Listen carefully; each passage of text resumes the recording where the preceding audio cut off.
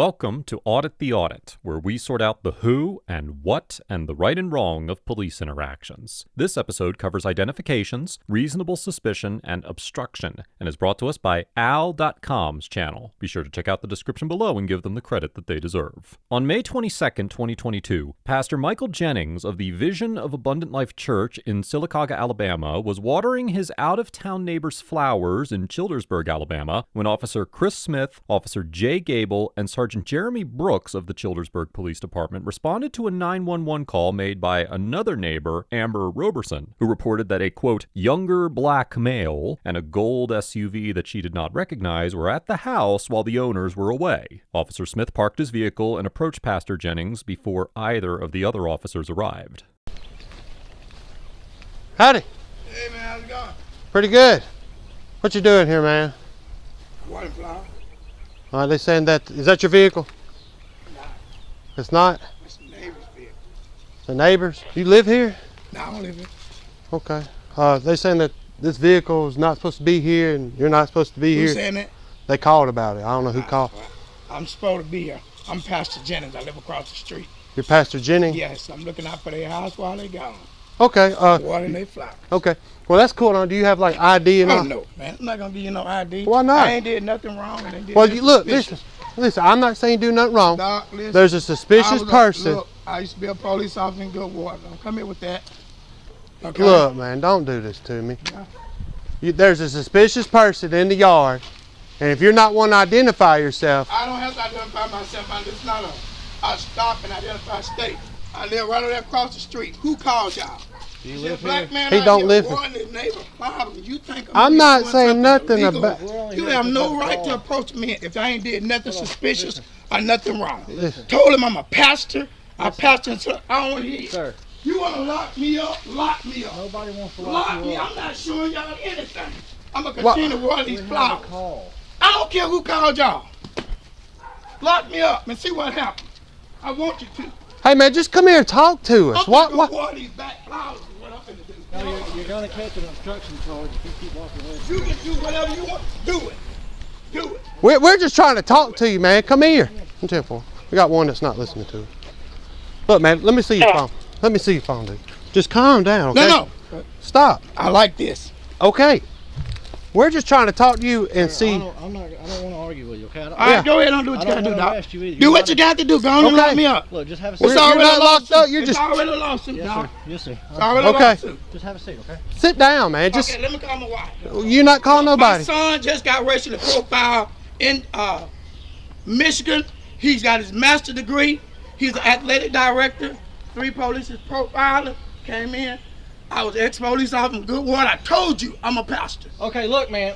Who called y'all? We. That's what I'm I trying don't to have to tell ID You myself. will not If listen. I have a call on you, you have to identify yourself to me. You I don't. understand what No, I'm I telling don't. you? No, I don't. Officer Gable screams at Pastor Jennings, claiming that he must identify himself to the officers because they received a call on him. In fact, throughout the encounter, the officers repeatedly claim they have a right to identify any person involved in a 911 call. However, as we have discussed many times on ATA, officers cannot arrest an individual for refusing to identify themselves unless they have the reasonable suspicion necessary to detain them. And the state has enacted a stop and identify law that requires the individual to identify themselves under the circumstances. Under Section 15-5-30 of the Alabama Code, a police officer, quote, may stop any person abroad in a public place whom he reasonably suspects is committing, has committed, or is about to commit a felony or other public offense, and may demand of him his name, address, and an explanation of his actions. While Pastor Jennings was on private property when the officers approached him and demanded his identification, that does not necessarily mean that he was not in a public place for the purposes of this statute. In the 1983 case of Schultz versus State, the Court of Criminal Appeals of Alabama held that a vehicle was in a public place within the meaning of Section 15-5-30 when it was in an open cotton field on private property 300 or 400 yards from the highway because, quote, its headlights and its movement were clearly visible from the public roadway from which it was cited by the deputies. Applying this logic, a court would likely conclude conclude that Pastor Jennings was in a public place for the purposes of the Alabama Stop and Identify statute, as he was much closer to the public street, and his actions would have been clearly visible to anyone using that roadway. However, the officers still would not be permitted to detain and identify Pastor Jennings under this statute unless they had reasonable suspicion that he was committing, had committed, or was about to commit a felony or public offense. We will discuss whether the officers had reasonable suspicion later in this episode, but for now, it's important to note that even if the officers had the required level of suspicion to detain and identify Pastor Jennings, the statute would only authorize them to demand his name, his address, and an explanation of his actions. And Pastor Jennings provided this information within the first few seconds of his encounter with Officer Smith. Although he did not provide his first name and merely stated that he lived across the street instead of listing his exact address, the officers did not ask him to provide this information. Instead, they repeatedly demanded that he provide identification, despite the fact that the statute clearly does not authorize them to do so.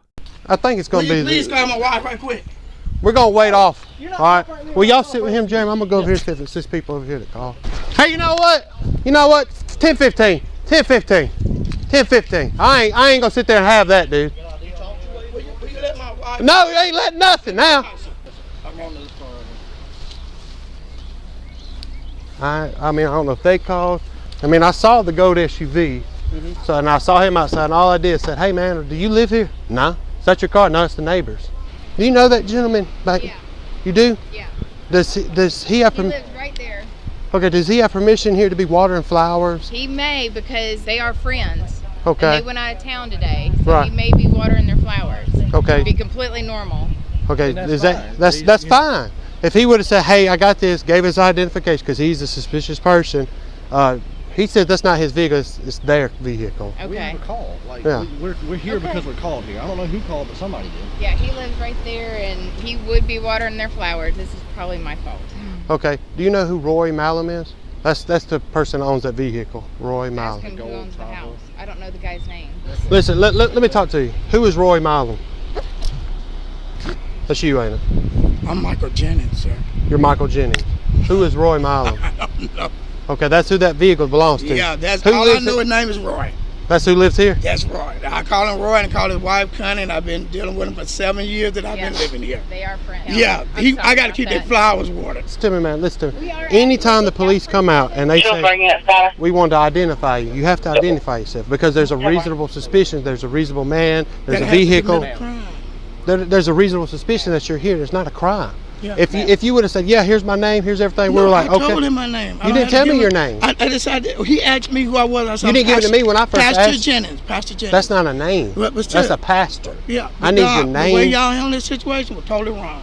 Officer Smith once again claims that Pastor Jennings was required to identify himself because they had reasonable suspicion, but does not identify what crime they suspected him of committing. As the Supreme Court explained in the 1989 case of United States versus Socolow, quote, "The concept of reasonable suspicion is not readily, or even usefully, reduced to a neat set of legal rules. In evaluating the validity of a stop such as this, we must consider the totality of the circumstances, the whole picture." In the 2014 case of Navarrete versus California, the court considered the issue of reasonable suspicion based on tips received from 911 calls, explaining that, quote, "We have firmly rejected the argument that reasonable cause for an investigative stop can only be based on the officer's personal observation, rather than on information supplied by another person. Of course, an anonymous tip alone seldom demonstrates the informant's basis of knowledge or veracity, but under appropriate circumstances, an anonymous tip can demonstrate sufficient indicia of reliability to provide reasonable suspicion to make an investigatory stop." The court also clarified that 911 calls are not, quote, "per se reliable," and that, quote, "even a reliable tip will justify an investigative stop only if it creates reasonable suspicion that criminal activity may be afoot." Depending on the situation, a 911 call reporting the presence of an unknown person from a neighbor, even an anonymous one, could create reasonable suspicion of various criminal activities under certain circumstances. For instance, Section 13A-7-4 of the Alabama Code states that, quote, "A person is guilty of criminal trespass in the third degree when he knowingly knowingly enters or remains unlawfully in or upon premises. And Section 13A-7-1 explains that, quote, a person enters or remains unlawfully in or upon premises when he is not licensed, invited, or privileged to do so, and defines the term premises to include any building or real property. Similarly, Section 13A-11-32 of the Alabama Code states that, quote, a person commits the crime of criminal surveillance if he intentionally engages in surveillance while trespassing in a private place. However, when Officer Smith approached Pastor Jennings, his personal observations of a man watering flowers, combined with Pastor Jennings's clear explanation of what he was doing, should have dissipated any reasonable suspicion that may have existed based on the 911 call. Although reasonable suspicion does not need to rule out entirely the possibility of innocent conduct, a court would likely find that the officers did not have the reasonable suspicion that would be necessary to constitutionally detain Pastor Jennings, as the innocent nature of his conduct was more than evident.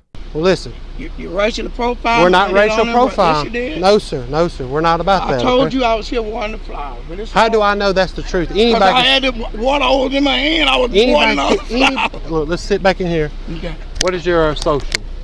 I'm not going to give you my social. You need to give me your social. I'll give you my name. That's all I'm going to give you. You're not going to run no 27 and 28 on me and get me in the system for no reason. What are we going to do with him? You'll see the charge of, I guess, disorderly conduct, the failure to obey a police officer. He refused to give any information. He said he's not going to give me his social, but he gave me his name and date of birth. Okay, and she's saying the same thing. She won't give her name because he got arrested. I mean, this could have been all avoided if he would have just... Well, I told her that. And every time I try to tell him, he just says, "You good, man? I appreciate this. I appreciate it." You know, because all he does is racial profiling. He's suing. That's all he would say. You couldn't talk to him. I wasn't going to detain him until he walked away, started coming to the front yard saying he's coming to water these plants, and then he gets his phone out and he just keeps speeding, walking away. And I said, "Okay, fine, come here." What's the charge? So just obstruction? Disorderly or obstruction. Obstruction. I'll just do obstruction. Obstruction of governmental operations. You know, we got to have to know. Yeah. After already placing Pastor Jennings under arrest, the officers discuss what crime they intend to charge him with, briefly considering a disorderly conduct charge before settling on obstruction of governmental operations. Under Section 13A-11-7 of the Alabama Code, an individual commits the crime of disorderly conduct if, with, quote, intent to cause public inconvenience, annoyance, or alarm, or recklessly creating a risk thereof, they engage in fighting or in violent, tumultuous, or threatening behavior, make unreasonable noise, use abusive or obscene language, or make an obscene gesture in a public place, disturb any lawful assembly or meeting of persons without lawful authority, obstruct vehicular or pedestrian traffic or a transportation facility, or congregate with others in a public place and refuse to comply with a lawful order of law enforcement to disperse. Clearly, none of Pastor Jennings's actions during this encounter came remotely close to violating this statute, and that is likely why the officers ultimately decided to charge him violating Section 13A-10-2 of the Alabama Code, which states that, quote, a person commits the crime of obstructing governmental operations if, by means of intimidation, physical force, or interference, or by any other independently unlawful act, he intentionally obstructs, impairs, or hinders the administration of law or other governmental function, or intentionally prevents a public servant from performing a governmental function. However, as a U.S. District Court in the Middle District of Alabama explained in the 2013 case of Kleinschnitz versus Ferris, quote, the public servant must be legally authorized to undertake the action in question in order for interference to constitute obstruction. In other words, this statute would not apply to illegal action by a public servant in performing an unauthorized function. This means that if a court reviewing this situation concluded that the officers did not have reasonable suspicion to detain Pastor Jennings for watering his neighbor's flowers, then Pastor Jennings could not be convicted of obstruction for refusing to identify himself. Of course, as we discussed earlier, Pastor Jennings did not refuse to identify himself. He refused to provide identification. Because the obstruction statute requires that the obstruction be committed by means of intimidation, physical force, or interference, or by any other independently unlawful act, and it was not unlawful for Pastor Jennings to refuse to provide his identification in this situation, a court would likely determine that he could not be convicted of obstruction for his actions, even if the officers had reasonable suspicion. In the bond book, if it's not listed, you just do the lowest one, the 500. That way we won't be overcharging or anything like that. He seems like a reasonable, nice guy. I don't understand. I'll tell you what will happen if you like, man. Okay. That's my Okay. daughter. They're on Yeah. the wire right You there. good? Hold on, his wife is coming, so you can do this once. Yes, ma'am. Okay, so he's been I'll identified. He's tell you what identified happened. himself. We She's get a call identified here. him and verified Her. who he is and where he Because she knows. lives. We say, hey, Your phone is sir, at the we have a house. call here. What do you want us to We do? need you to identify yourself, please. Like, no, I'm not identifying myself. You don't have to identify me. We wouldn't listen. He's walking away, so of Okay, course so we what do you detain want us him. to do? We don't know what's going on. Gotcha. If she does tell us it's a mistake and all that stuff, but at this point, Oh he's my already God. collected the charge. Once we place him on arrest, we can't unarrest him. Does that make sense? All we told him is that if you're here to water the plants, that's okay. Just please identify yourself, just your name, and let us call the owner. And he didn't want to do that until he caught the charge. He's going to go to the Childersburg Police Department. We're going to process the arrest report. It's going to be one charge for obstruction of our investigation. He'll go to the jail. He can bond out immediately. You can get your bondsman. It'll be 10% of the bond. So it'd be like $50. We're not investigating a crime. We're investigating a call.